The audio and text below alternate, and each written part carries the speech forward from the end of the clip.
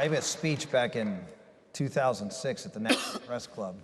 After I gave the speech, I brought it to President Bush and put it on his desk and said, Mr. President, you have to give a speech that this war in Iraq is no longer a war against the Baathists and Saddam Hussein. It's a war against radical Islam. It's a war against global jihad. And that we have to stop calling this a war on terror. We have to start calling it what it is.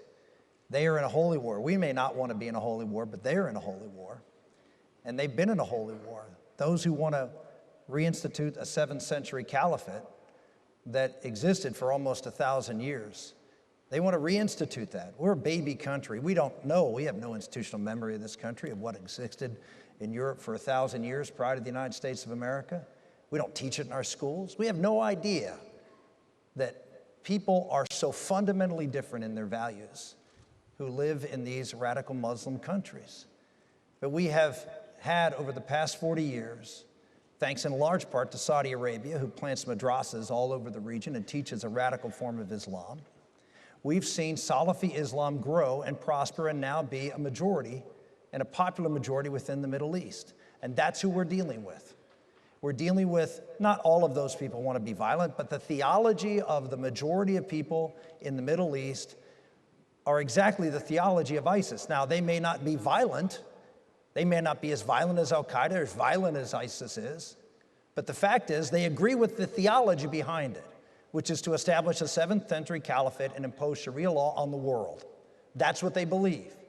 We have a president who won't even identify ISIS as Islamic, nor will even identify it as a state. He says we can't bomb them because we can't recognize them as a state because it would give them too much prestige. We can't say they're Islamic because it would give them too much credibility. This is delusional, and it's costing lives.